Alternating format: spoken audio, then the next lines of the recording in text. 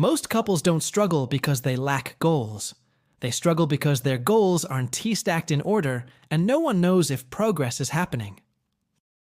Today, we'll build a shared financial goals stack for two people and a tiny KPI dashboard that tells you, in minutes each month, whether you're moving forward. First, here's what this episode covers.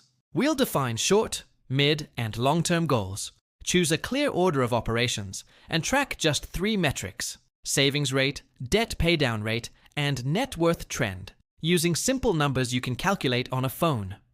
Short-term goals are needs within the next 12 months, like a 1-month buffer, an upcoming move, or replacing worn-out tires.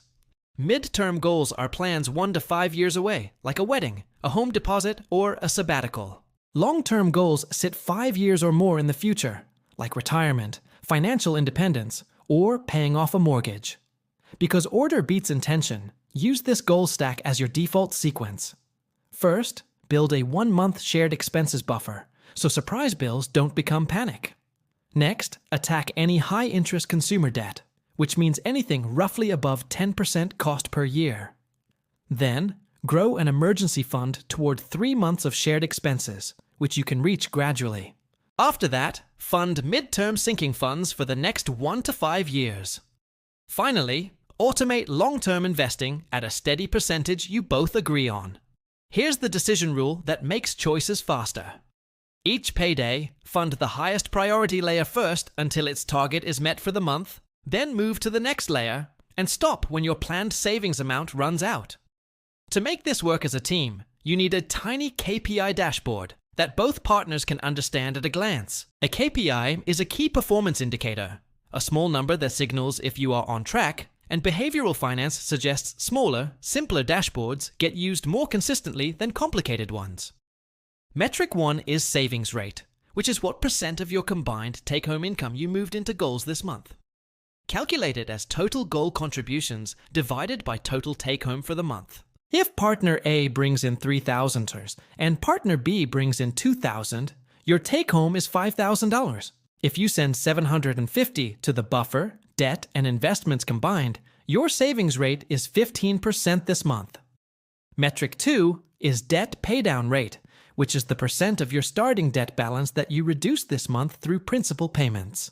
Take the principal you actually paid and divide it by the debt balance at the start of the month. If you began with $12,000 in balances and principal dropped by $300, your debt paydown rate is 2.5% for the month. Metric 3 is net worth trend, which is how your assets minus liabilities changed since last month. List cash, investments, and other assets you actually own, subtract all debts, and compare with the prior month.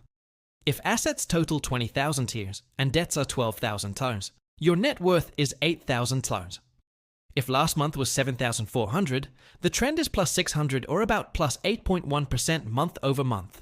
Now let's connect the stack and the metrics to daily life. Your savings rate tells you if the planned transfers into the stack actually happened. Your debt paydown rate confirms whether the high interest layer is shrinking at a pace that feels real. Your net worth trend shows whether the whole plan is moving your household balance sheet in the right direction. Keep this dashboard tiny and visible so it gets used. One shared note or spreadsheet with 3 lines is enough. Savings rate %, debt paydown %, and net worth plus naron. Under each line, jot the actual number and 1 sentence about why it moved. Set a monthly review cadence so the numbers lead to decisions. Choose a fixed moment like the first Sunday of every month for 30 minutes and call it your money date. Agenda is simple. Confirm last month's savings rate, debt paydown rate, and net worth trend. Decide one change for the next month. Book any transfers or adjustments before you leave the table. Privacy and accountability guardrails help this feel safe for both people. Turn on alerts when the shared account drops below a chosen floor, or when a single transaction crosses your approval threshold, like 1% of monthly take-home or a flat $200 in your currency. Use read-only sharing for the shared account, so both can see balances while each keeps personal accounts private. Because life is lumpy, add an if-then nuance for variable income months. If income swings, compute savings rate using a rolling 3-month average of take-home and set transfers as percentages, not fixed amounts, so the plan scales up or down without drama. If income falls below your 3-month average by more than 20%, pause contributions to midterm and long-term layers and protect the buffer and minimum debt payments first. To decide how much to save, use a simple glide path. Start at 10% of combined take-home directed to the stack, then increase by 2 percentage points every quarter until you reach a level that fits your goals and stress tolerance. If that pace feels tight, slow the increases, but keep increases on the calendar so progress continues. Track midterm goals with dates and amounts so the numbers mean something. Name the goal, set a target amount, and divide by the months left to get the monthly contribution. If a home deposit is $18,000 in 30 months, the monthly amount is $600, which becomes a line in the stack after the buffer and emergency fund are on track. Make debt paydown specific so momentum shows up. List each balance with its rate. Choose a payoff order that motivates both of you, and celebrate every $1,000 of principal retired. If motivation fades, switch to the smallest balance first method for a few months to restore visible wins, then return to the highest interest focus when energy returns. Net worth trend doesn't need to move every month to be useful.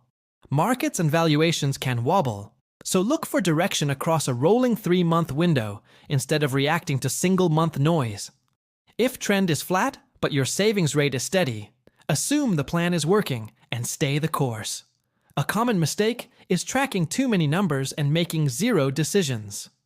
If your dashboard grows beyond 3 lines and 1 action, it becomes a report card no one reads. The correction is ruthless simplicity.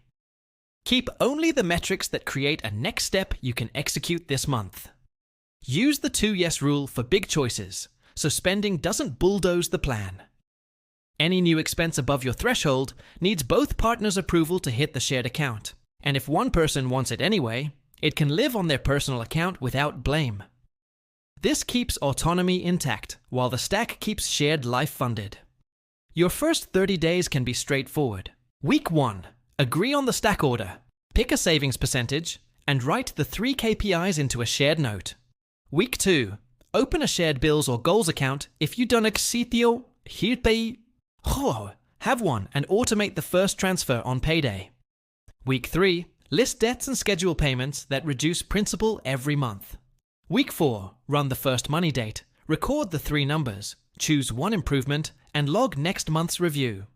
Remember that most progress is boring on purpose. The dashboard is a small scoreboard that keeps you playing the long game even when nothing dramatic happens. The stack is a script that moves money to the right places without an argument every time cash arrives. Here is the synthesis in 1 line you can repeat. Stack your goals in order, automate the money, and let 3 tiny numbers tell you if your plan is working. If this was helpful, like and subscribe.